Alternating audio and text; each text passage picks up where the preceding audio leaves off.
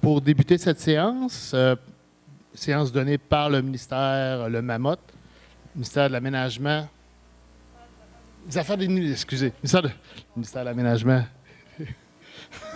Excusez, ils ont changé tellement souvent de nom qu'on les perd. Fait que, donné par Anne-Marie Plante et Luce Plamondon, dont le titre est Espace Partage, une alliance profitable.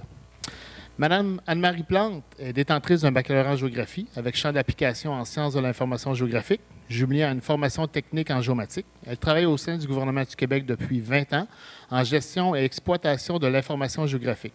Au sein du ministère des Affaires municipales et de l'occupation du territoire, elle coordonne le développement des outils de diffusion en lien avec l'aménagement du territoire et l'intégration des bases de données standardisées et partageables pour les organisations municipales et gouvernementales.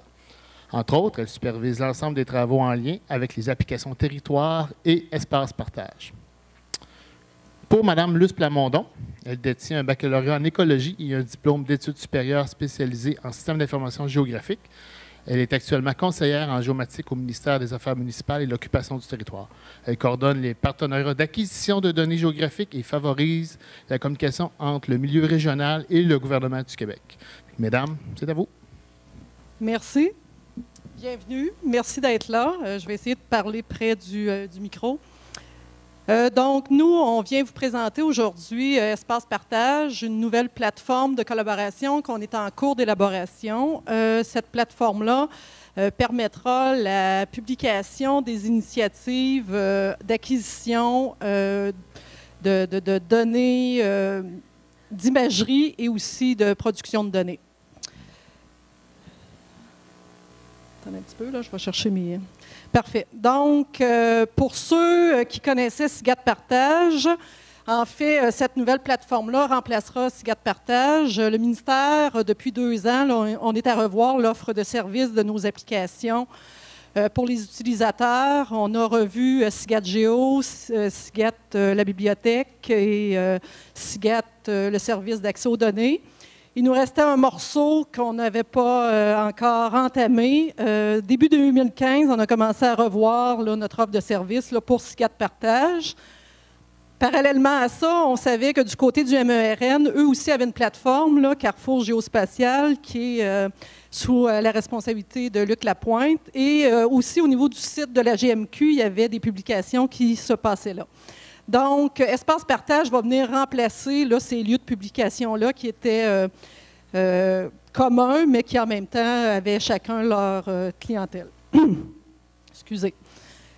Un petit peu. Je cherche mes... Parfait. Les objectifs de la nouvelle plateforme, donc, c'est comme objectif, là, c'est une mutualisation des initiatives en acquisition et en production de données diverses, au même titre que les plateformes là, précédentes. On veut favoriser le partage avec des partenaires et améliorer le potentiel d'économie d'échelle dans un contexte qu'il faut faire plus avec moins d'argent. C'est important, ces lieux de publication-là et de partage d'informations qui permettent de faire connaître justement qu'est-ce qu'on prévoit faire là, comme acquisition de données. Et on va récupérer là, le bagage, les fiches qui sont archivées dans les plateformes pour reconstituer quand même, on va récupérer ce contenu-là pour le rendre disponible aussi dans cette plateforme-là. Donc, dans les principales améliorations, bon, comme je viens de le dire, un seul lieu de publication et de consultation, donc faciliter justement pour les utilisateurs un lieu unique là, où c'est qu'on retrouve l'ensemble des fiches et de l'information pour les initiatives. On souhaite une interface conviviale avec un formulaire de publication simplifié. Là, pour ceux qui étaient habitués là, d'aller sur SIGAD Partage, c'est souvent un petit peu la critique qui nous était faite. Ça pouvait être un peu rebutant d'aller remplir le formulaire. C'était très complet, mais en même temps, au niveau de la convivialité, il faut voir l'époque à laquelle ça avait été développé, là, cette interface-là. Ça a beaucoup évolué. Maintenant, les utilisateurs sont moins tolérants là, à rechercher beaucoup d'informations, donc ils veulent trouver vite et rapidement. Donc là, avec la mise en place de cette nouvelle plateforme-là, on pense en arriver avec quelque chose de beaucoup plus simple. Vous allez voir, là, c'est beaucoup plus épuré Et on maintient quand même un contenu qu'on juge essentiel là, pour une bonne publication du projet. Et un envoi automatisé de courriel lors de la publication, c'est déjà quelque chose qui existait dans SIGAT Partage. Par contre, au niveau du carrefour géospatial, c'était plutôt là, des listes de distribution qui étaient envoyées par courriel. C'est bien, mais nous, on se disait, c'est intéressant de mettre une automatisation lors de la publication. Ça veut dire que ça donne à l'initiateur le libre... la liberté de dire je vais commencer à remplir ma fiche, je sauvegarde et je ne publie pas tout de suite. Donc, donner une capacité à l'initiateur de choisir le moment où c'est qu'il est fin prêt à faire connaître son initiative. Et aussi une capacité, si parfois le projet est en cours de discussion avec des partenaires, on veut faire évoluer le territoire, bien, de pouvoir aller retourner, modifier sa fiche, et de juger, je veux faire connaître ces modifications-là aux utilisateurs. Donc, une capacité de republier sa fiche et encore là, des envois automatisés de courriel.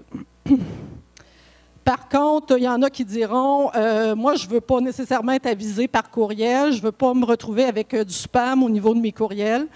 On va mettre en place une capacité justement aux utilisateurs de faire une gestion de leur profil. Donc, je veux être avisé seulement des initiatives de mon territoire. Il y aura une capacité justement de moduler ton profil selon ton territoire. Une modélisation du contenu des fiches. Avant, les fiches qui étaient publiées, là, c'était vraiment des fiches contenu Word, contenu PDF. Donc, on n'exploitait pas vraiment le contenu de la fiche là, avec un modèle de données derrière.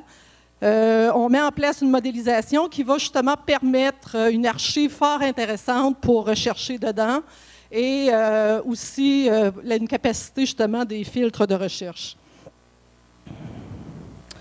Je ne l'ai pas marqué, il y a aussi, là, nous, on va mettre en place avec l'expérience de territoire, on a un service à la clientèle là, qui est lié à nos applications. Avec Espace Partage, il y aura aussi un service à la clientèle là, qui permettra d'aider l'utilisateur dans l'utilisation de la plateforme. Qui pourra y avoir accès? C'est les mêmes utilisateurs qu'on avait dans nos différentes plateformes. Pour le ministère des Affaires municipales, on est là pour coordonner, appuyer le réseau municipal. Donc, les municipalités, les MRC auront accès en tant qu'initiateurs. Il y aura au niveau des ministères et organismes, il y aura des droits de consultation de cette banque de données-là. Bien sûr, par contre, la coordination au niveau des ministères et organismes est assurée par le MERN avec Stéphanie Brodeur. Ça ne change pas. Là. Dans le fond, c'est Stéphanie qui fera les publications, qui continuera à faire les publications au niveau de l'application.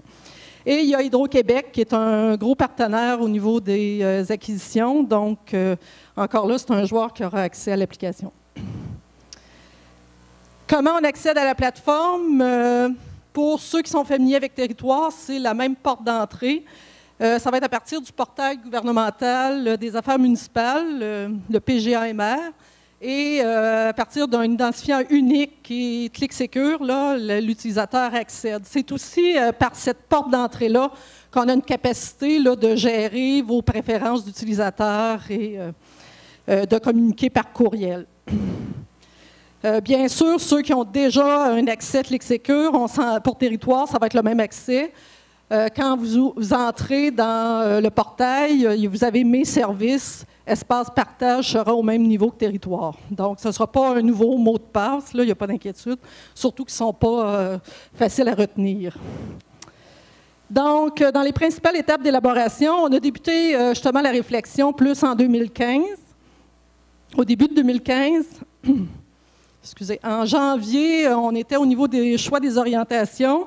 C'est là aussi qu'on a approché le ministère Énergie et Ressources naturelles pour voir à faire une application commune entre nos deux ministères. À partir du mois de février, mars, on a vraiment mis sur papier nos orientations, qu'est-ce qu'on souhaitait voir comme fonctionnalité dans l'application.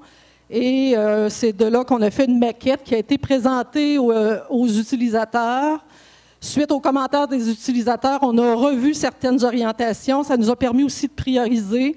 il y aura comme 2 phases de livraison. Là, un premier niveau de livraison qui sera, on va le voir tout à l'heure, un peu plus tôt, et une deuxième livraison plus élaborée. Donc, en avril-mai, actuellement, on est vraiment dans la modélisation. Comme je le disais tout à l'heure, les contenus de fiches vont être gérés par base de données et on est à élaborer l'interface. En termes de logiciel, on est avec du JavaScript. Attendez un petit peu. JavaScript, ASP.NET et du C#. Ouais, mon anglais, excusez. Juin-août, on souhaite une première livraison, le sommaire. On veut y aller par 2 phases. En juin, on sera là. On souhaite que les utilisateurs puissent venir s'inscrire, déjà définir leur profil.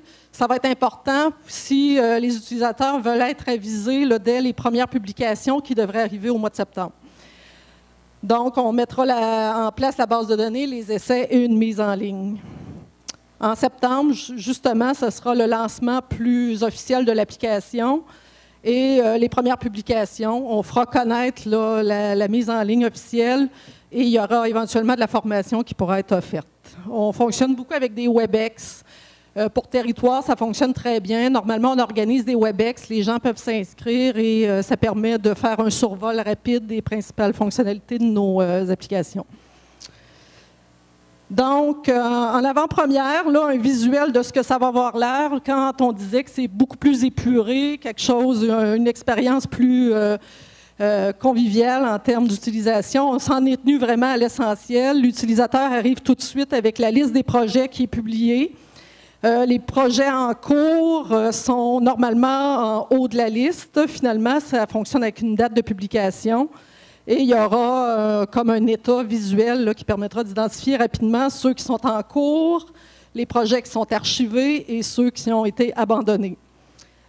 Comme je le disais tout à l'heure, il y aura des profils initiateurs. Les gens provenant du milieu municipal et régional ont le droit de publier leur projet. Donc, pour eux, auront le bouton qu'on appelle « Ajouter un projet ». Pour ceux qui sont de type utilisateur seulement pour consulter la banque, cette fonctionnalité-là ne sera pas rendue disponible. On joint à ça une section documentation qu'on appelle. Cette section-là permet, entre autres, d'avoir les modalités de partage, des présentations qui ont été faites. Il y aura une forme de documentation fort intéressante, des échantillons de données qui permettront à l'utilisateur d'avoir une banque riche en termes d'informations. La gestion des profils, justement, pourra se faire à partir directement de l'interface et la recherche. Je passe la parole à Luce, qui va nous parler plus en profondeur, justement, du contenu de cette banque de données-là. Merci Anne-Marie. Donc, en fait, quand on parle de partenariat, moi, je vais couvrir un peu plus qu'est-ce que ça vise, quel genre de données qu'on vise à partager, en fait, à aller chercher des partenaires financiers. Les partenariats sont là surtout pour l'acquisition de données d'orthophotographie, également de données LIDAR. Ce sont des données très dispendieuses. Donc, quand on est plusieurs personnes à se mettre ensemble pour plusieurs organismes, pour financer le projet, donc ça revient moins cher à tout le monde et ça permet à un plus grand nombre de personnes d'acquérir la donnée. Donc, les orthophotographies, les données LIDAR et il y a également la possibilité de faire des projets de partenariat pour d'autres données telles que les données satellitaires ou encore des données vectorielles. Pour ce qui est des orthophotographies, on commence à être de plus en plus au fait. J'ai quand même mis quelques exemples. Donc, c'est de la photographie aérienne acquise à bord d'un avion. On obtient, là j'ai mis un exemple, c'est du 20 cm. Habituellement, les résolutions qui sont visées, ça varie entre du 30 cm jusqu'au 10 cm pour le plus précis. Ce sont des orthophotographies acquises en couleur et en proche infrarouge, ce qui nous permet de faire des indices de végétation, entre autres, pour déceler, pour bien voir la végétation, puis parfois déceler des chalets illicites sur le bord des lacs. Ça peut être une des applications possibles. Ces produits-là nous permettent également de faire de la stéréorestitution, donc voir en 3D à l'écran, pour être capable de faire de la saisie manuelle sur les bâtiments ou encore les contours de forêt, de peuplement forestier ou quelconque autre information qui serait nécessaire pour l'aménagement du territoire ou encore aux infrastructures dans les municipalités. Les autres données que je vais couvrir, c'est le LIDAR. Je vais passer rapidement. La thématique aujourd'hui le couvre entièrement. Je ne suis pas une spécialiste dans le domaine. Si vous avez des questions, on a Antoine Leboeuf du ministère Forêt, Faune et Parcs qui est ici, qui pourrait répondre à des besoins plus spécifiques aussi par rapport aux données LIDAR.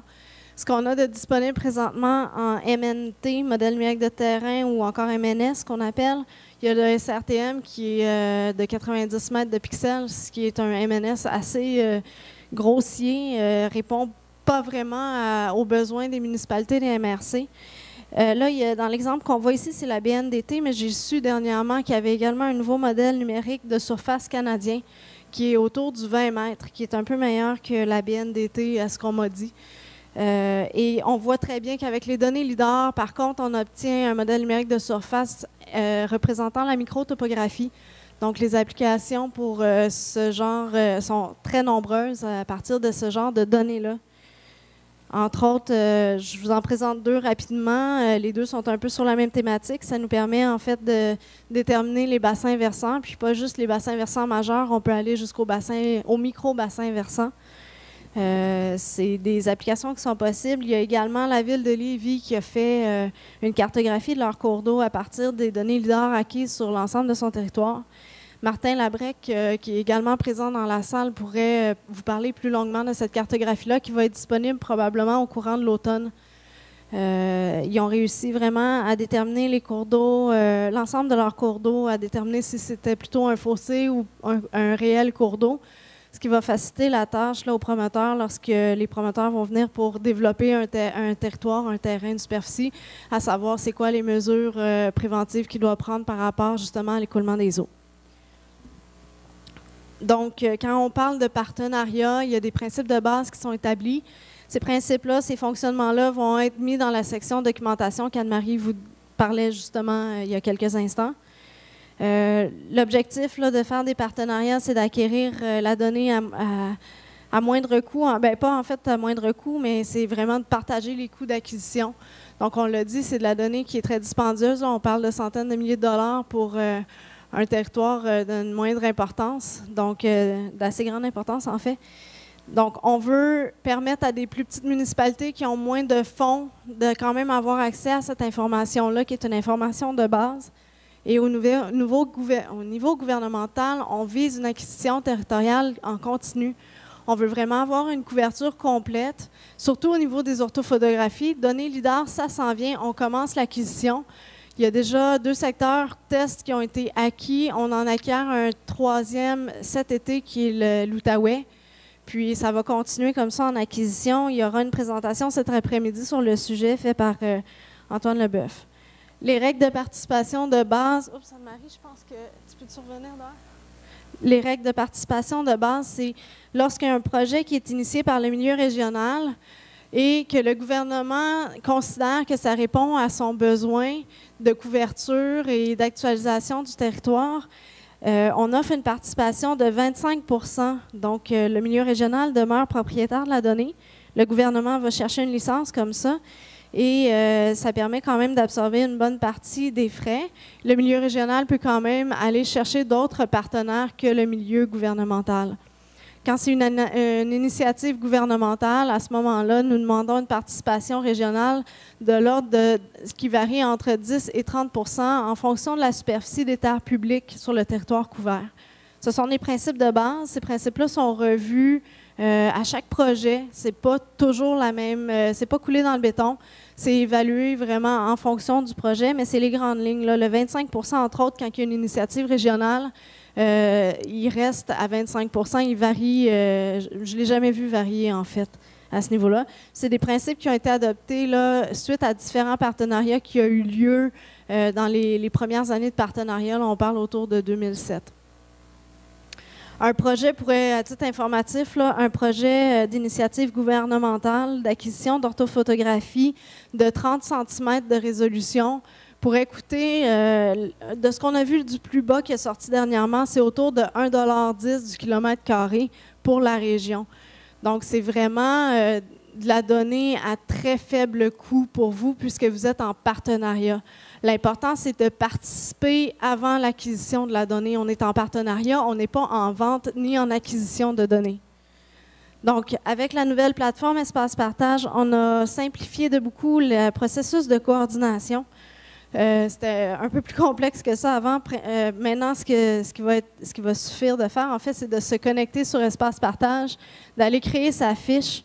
Il y a un courriel automatisé qui va être envoyé aux utilisateurs selon leurs préférences. Ces utilisateurs-là vont être invités à se connecter à Espace Partage pour consulter la fiche projet.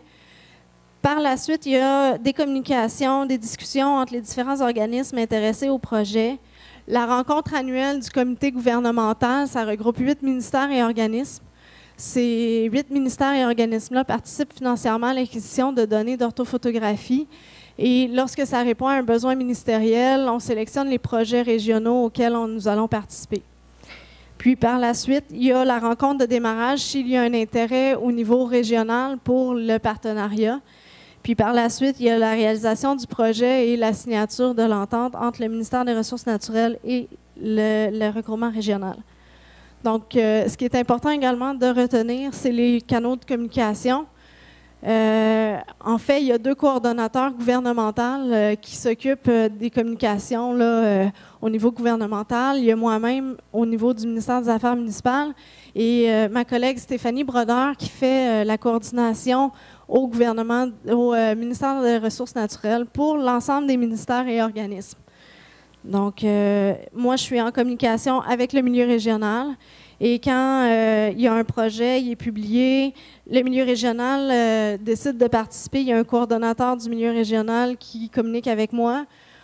On prépare une rencontre de démarrage, puis à la suite de la rencontre de démarrage, le milieu régional continue les discussions avec le ministère des Ressources naturelles pour la signature de l'entente. Là, de ce qui n'est pas présent, tu peux cliquer, Anne-Marie, de ce qui n'est pas présent sur ma diapositive, c'est où se trouvent les compagnies privées, où se trouvent les maisons d'enseignement. En fait, quand ce sont des initiatives régionales, les maisons d'enseignement peuvent participer, doivent être approchées par le regroupement régional. Lorsque c'est une initiative gouvernementale, le gouvernement s'assure de communiquer avec les maisons d'enseignement pour leur faire savoir le projet. Et les compagnies privées sont du côté milieu régional. Donc, compagnies privées, firmes d'ingénierie doivent être approchées par le milieu régional en tout temps. Et le gouvernement s'occupe d'approcher les grandes compagnies d'utilité publique ainsi que les forestières. Donc, si vous avez d'autres questions au sujet vraiment de la dynamique des partenariats, comment ça se passe, si vous avez besoin d'informations pour en initier un, je suis vraiment, vous allez avoir mes coordonnées à la fin de la présentation.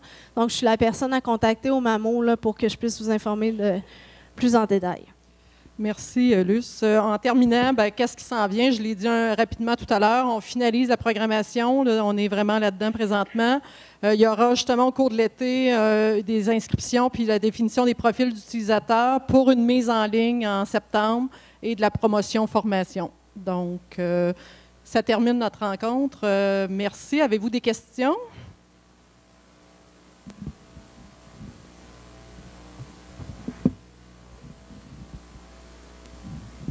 Peut-être une, puis je m'excuse si c'est quelque chose que vous avez couvert parce que je suis arrivé un petit peu en retard malheureusement. Mais quand vous avez montré votre interface de portail de recherche, est-ce que c'est possible si, mettons, quelqu'un désire trouver toutes les données qui sont à l'intérieur d'un certain rectangle qu'on pourrait dessiner sur une carte, est-ce que c'est une fonctionnalité qui se fait? Dans un premier temps, on va mettre des filtres de recherche là, qui vont rechercher selon les critères de la base de données, mais par contre, on a un désir, là, je dirais peut-être plus l'année prochaine, de mettre un navigateur. On va joindre un navigateur qui va permettre justement de bonifier la recherche selon un secteur graphique. Là. Mais là, c'est sûr que dans les critères de recherche, il y a quand même une définition, un lien avec la MRC région qui va permettre d'un filtre de recherche. Je pense qu'il y avait une deuxième question. En fait, est-ce qu'il y a un accès public à ce portail ou c'est vraiment strictement aux partenaires qui contribuent au projet d'acquisition de données? Comme je l'ai montré tout à l'heure, nous, c'est le réseau municipal qui va avoir accès. Il va y avoir les ministères et organismes, mais non, il n'y aura pas une porte grand public. Ça a toujours été comme ça. Les partenariats, nous, on les veut gouvernementaux, donc on veut une participation des gens du milieu municipal et régional. As-tu quelque chose à compléter? Ça serait alors à la MRC qui a vent du projet d'en informer les compagnies, soit de firmes d'ingénierie ou compagnies d'arpentage sur son territoire qu'il y a de l'acquisition qui se fait et d'embarquer ces compagnies-là privées, de leur faire cheminer l'information et d'embarquer ces compagnies-là dans le regroupement régional.